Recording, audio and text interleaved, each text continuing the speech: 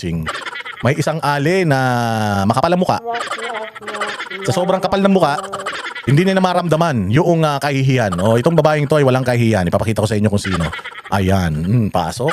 Ayan si Madam na... Ito, napakabait nito. Sobrang bait nga nito eh. Sobrang bait nga nito. Kulang na lang to, magkaroon ng pakpak to.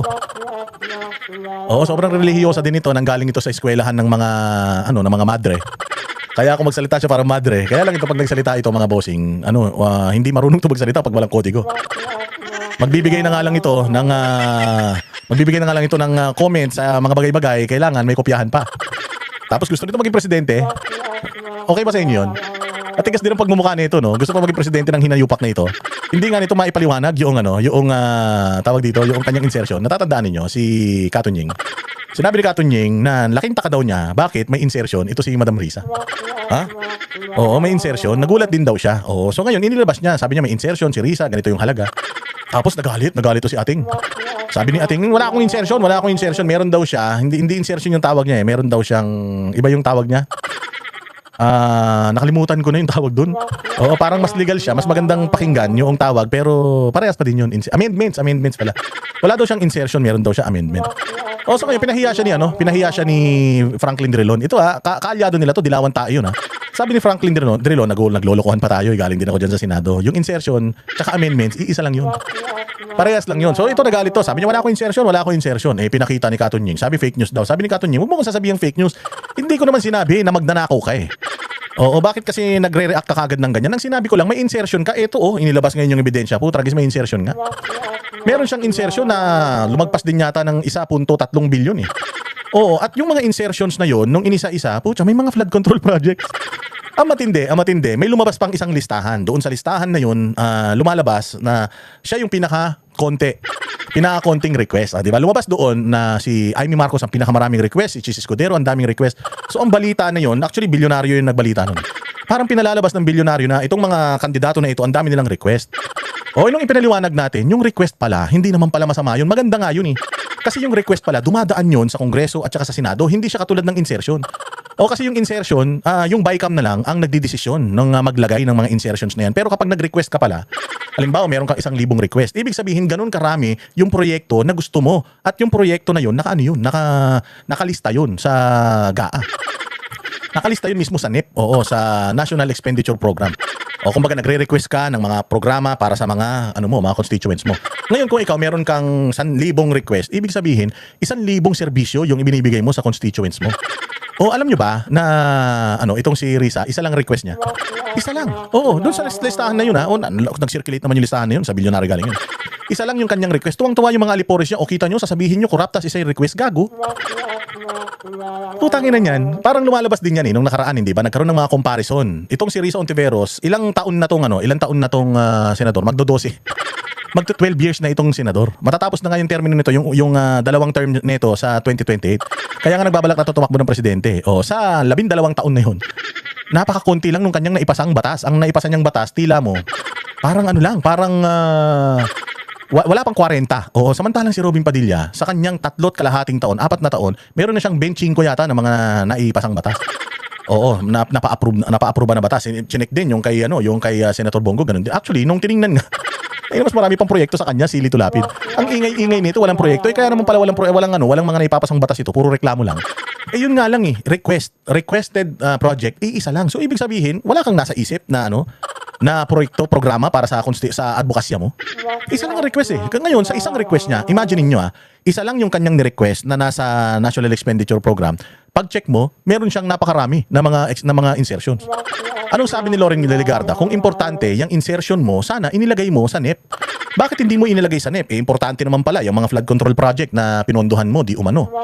Bakit hindi mo inilagay sa NEP, di ba? So doon mo palang makikita na ibang klase rin ng utak nito. And aside from that, mga bossing, itong aling ito, di ba, di umano noong siya ay tumakbo bilang senador, sabi nila ginamit daw niya yung pera ng PhilHealth para sa kanyang self-propaganda. O yung parang ginagawa ngayon nung sa Department of Tourism, si Garcia. Oo, si Gwen Garcia, hindi, nanay niya yun eh. O yung anak, ewan ko kung sino yung DOTR secretary niya, wala namang kwenta yun. Ganun din ang ginagawa niya, o self-promotion, pinopromote niya yung sarili niya gamit ang pera ng taong bayan, puro mukha niya yung nilalagay na tourist destination, putang inang yan.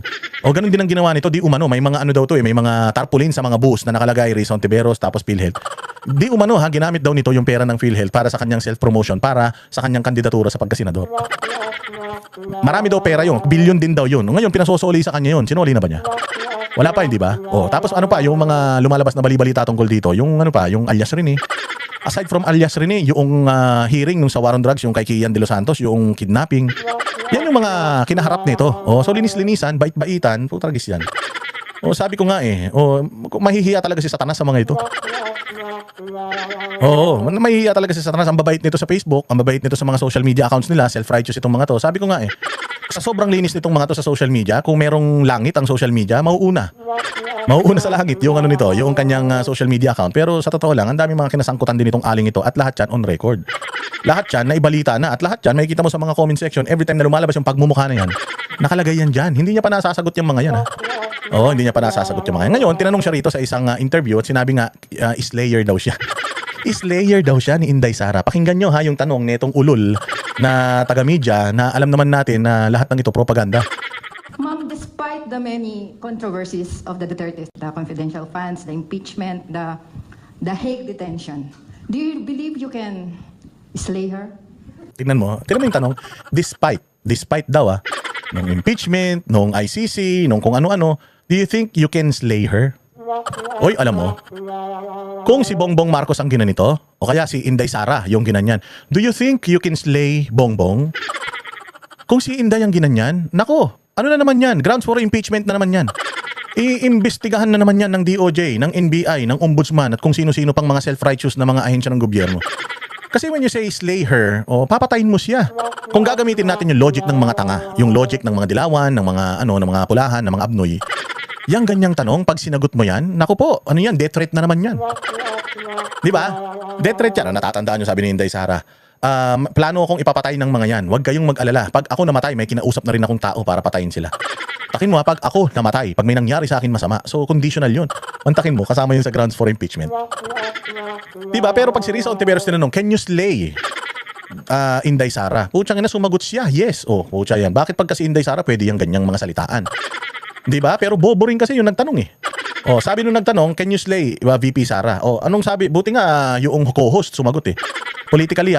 Kasi tatanga-tanga to sasagot na sana siya. Hindi ba? Pero tingnan nyo, ngiting-ngiti siya. Tangina, proud na proud siya sa sarili niya. Feeling niya talaga, lakas-lakas niya. Sige. In a manner of speaking. Of course, in a manner only. In a manner, di ba? Pag sa kanila, nag-a-apply yung in a manner of speaking. May ganun sila. Oo, pag sa kanila, nag-a-apply yun. Pero pag kay Inday tinanong yun, tapos sumagot si Inday, sasabihin na naman nila, they ask Inday if she can slay. Let's say for example, ito si Risa. Can you slay Risa? Yes, I can slay her. Pag gumanon si Inday, putsang ina, sasabihin na naman nila yan. Death threat na naman yan. Impeachable offense na naman yan. Ang inan mga self-righteous itong mga hayop na ito, kala mo naman I believe the opposition can slay even her candidature. And that's why I'm open or willing. The opposition is working hard on uniting because it's only if we unite that we will have a fighting chance. So ibig sabihin, wala kang tsansa. Wala kang tsansa. So tinanong, can you, ikaw mismo, can you slay yung kanyang pagiging presidente? Kaya mo ba siya? Sa sarili mo, hindi mo kaya, ma'am. At kahit magsanib puwersa kayo, hindi nyo talaga kaya. Oo, kasi tingnan mo si Inday Sara tatahitahimik lang. Ang dami yung mga ibinabatong mga propaganda kung ano-ano, mga impeachment kung ano-ano. Pero nakikita mo ba? Gumagalaw ba siya? Nakita mo ba yung mga kapatid niya gumagalaw? May nakatakdang impeachment nung nakaraan na biglang nag-back out yung endorser na congressman. Nakita niyo umepal yung mga Duterte para mag-endorse ng impeachment na yan ni Bongbong? Hindi. Bakit?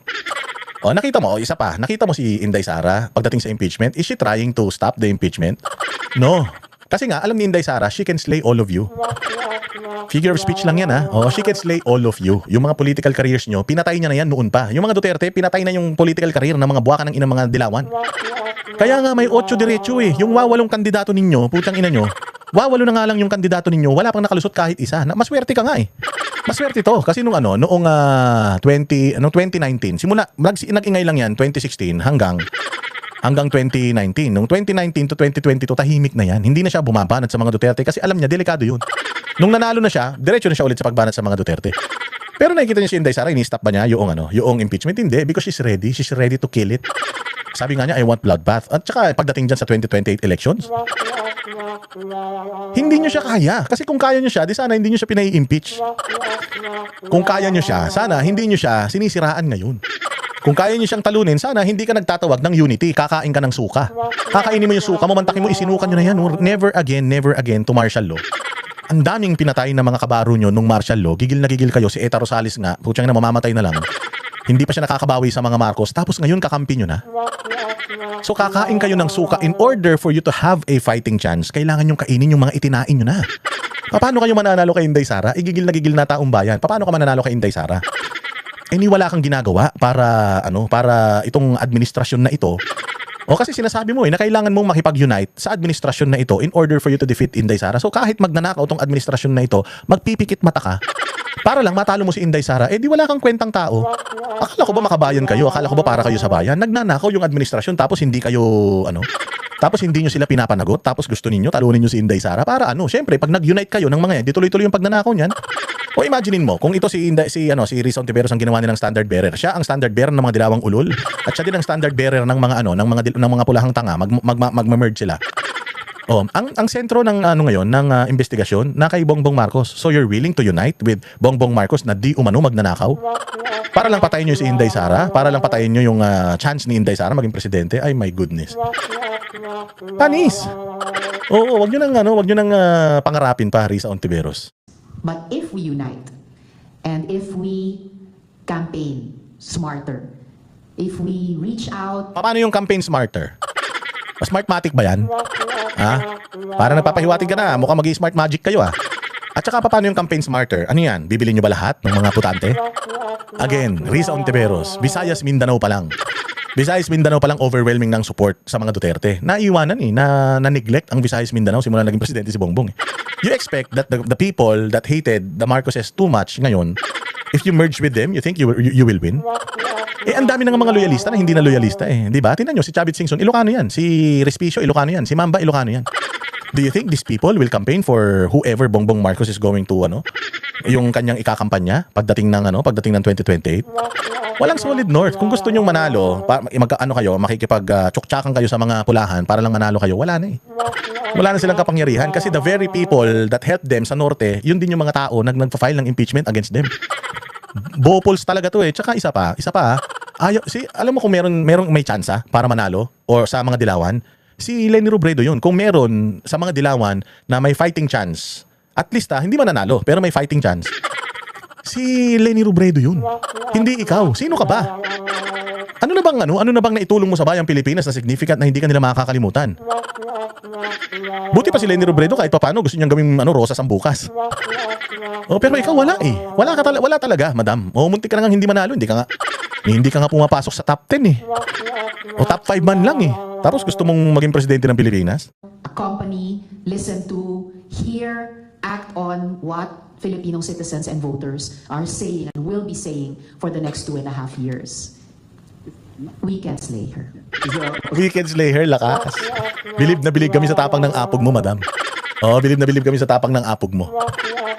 Kailangan mo nga, hindi ka nga manalo nun, kailangan mo nga ng tulong nila, kaya ka nanalo Tapos ngayon, you can slay her. Di wow. Hindi maganda yan, tama yan, tumakbo ka para malaman mo. Total, hindi kasi wala naman siyang ibang tatakbuhan talaga. Kasi pag matatapos na yung kanyang termino sa 2028, so gusto niya talagang maging tumakbong presidente. Alam naman ito, hindi siya mananalo Pero ang gagawin niyan, kukuha lang yan ng campaign funds. Kukuha lang ng campaign funds. There's no way na mayroong mananalo or may tatalo kay Inday Sara. Wala. Kahit sino, kahit patakbuhin mo pa si Superman. Kahit patakbuhin mo si kahit sinong patakbuhin ninyo, kahit isa lang ang patakbuhin ninyo, magsama-sama kayo, wala. Wala sa OFW pa lang, hindi na kayo mananalo Ginawa kang tanga sa Cebu, natatandaan mo, umatin kayo ng Cebu, putyang ina, pagdaan mo, sumisigaw ang tao, Duterte, tapos hindi ka na nga nagpunta doon sa Sinulog ba yun? O Sinulog Festival diyan sa Cebu. Sinulog ba yun? O basta yun, yung si Santo Niño sinasayaw-sayaw. Di ba last year nagpunta kayo doon? Ginawa kayong tanga ng mga taga Cebu, sinigaw-sigawan kayo, di ba? Sabi Duterte. Kaya nga, doon ka na lang sa Tondo nagsayaw-sayaw ng ng Santo Niño eh. Kasi alam mo, mapapahiya ka. Pagka pumunta ka ulit sa Cebu at sumigaw ulit sila ng Duterte doon, putang na mapapahiya itong mga ganitong interview mo. Nagsasasabi nitong ulaga na ito. Position fragmented at the moment? It's not that it's fragmented, it's that we need to consolidate even more than we were able to in 2022. I think we did so more in the midterms. Ulul! Nakuha mo? Nakuha mo ba yung ibig kong sabihin, Risa Ontiveros? Noong 2022, si Leni Robredo, sobrang popular. Sobrang popular ni Leni Robredo. Alam mo ba kung ilan lang ang boto ninyo? 14 million. 14 million yung boto ninyo. Now, gusto nyong makuha yung other 14 million. Ni Bongbong. Tandaan nyo di umano, according to Glenn Chong, hindi daw 31 million ang boto ni Bongbong Marcos. Nakakahiya lang daw kasi na panalo siya. Panalo siya by a large margin kay Ontiveros. Oo, ay Ontiveros kay Leni Robredo. Nanalo siya, pero hindi daw ganun kalaki. Ngayon ang ginawa daw nila, dinugas nila, di umano sabi ni Glenn Chong Tog, dinugas nila para dumikit sila sa boto ni Inday Sara. At ang nakayanan lang nila sa pandurugas, 31 million. Madam, isa lang po ang ibinoboto para sa vice presidency. Isa lang. 32 million ang nakuha ni Inday Sara. Saan mo kukunin? Kung meron kayong 14 million ngayon na mga dilawang abnoy, saan mo kukunin yung another 14 million, ma'am? Si Duterte nga, nanalo siya pinakamalaki na yun nung panahon niya, yung 16 million na boto niya Paano mo tatalunin yung 32 million? Hindi mo makukuha yung other 14 million. At hindi nga sigurado kung yung 14 million na yun. Gusto ka Remember si Attorney Guanzon? Si Attorney Guanzon, dilawan yun. Hardcore na dilawan nun, ayaw nun sa'yo. Ilang Guanzon na mga dilawan ang ayaw sa'yo. Paano ka makakasigurado na makukuha mo yung 14 million ng Pinklawan tsaka dilawan? Nakuha mo ba yan? Tingnan nga natin kung ilan ang boto ni Risa Ontiveros. Hanapin ko lang dito how much votes Risa had last Risa Ontiveros had last elections. Yan. Tingnan natin. Tingnan natin kung ilan yung nakuha mong boto. Asa na? Tingnan lang natin tingnan ko lang dito kasi mabait tong kaibigan ko, itong lagi kong tinatanong. Hinahanap niya na kung gaano katagal. Ayan, kita mo nakakuha si Risa Ontiveros ng 25,493,309 votes. Pero alam nyo kung pang ilan siya? Pang 10. Pang 10. Alam niyo ibig sabihin nun? Kasi kung nasa 1, 2, 3, 4, 5 ka, at least contender ka. Bakit? Sigurado ang mga nakuha mong boto niyan, mga nasa 30 million, 30 plus million. Lagi niyong tatandaan na sa senador, ang pinagpipilian dyan, 11 o 12.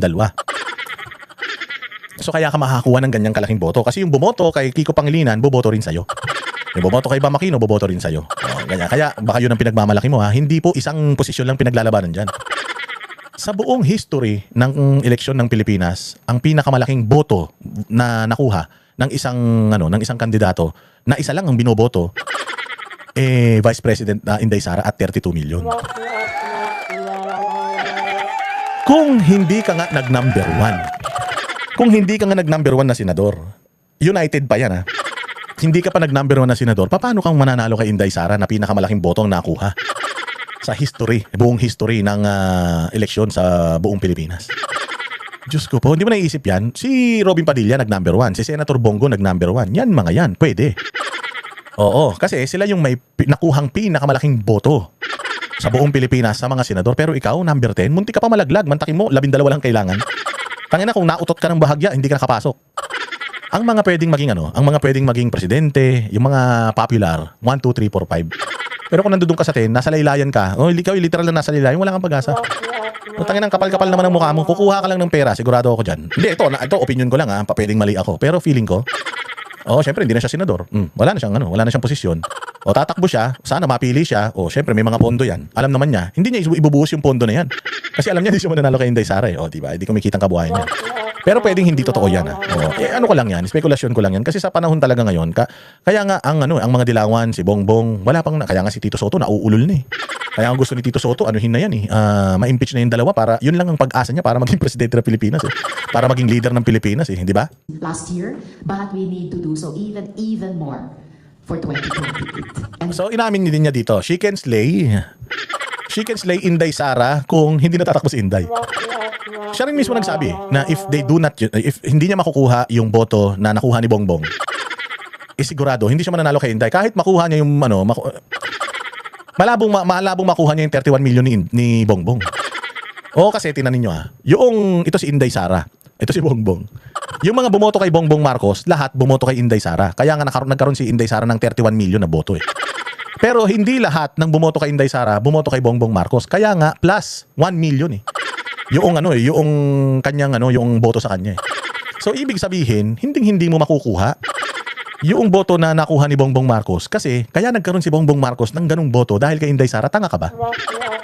Tayo na ito, hindi marunong mag-mathematics to. Gusto lang kumita nito siguro. Siguro hindi ko sinabi sigurado that's what we're applying ourselves to right now.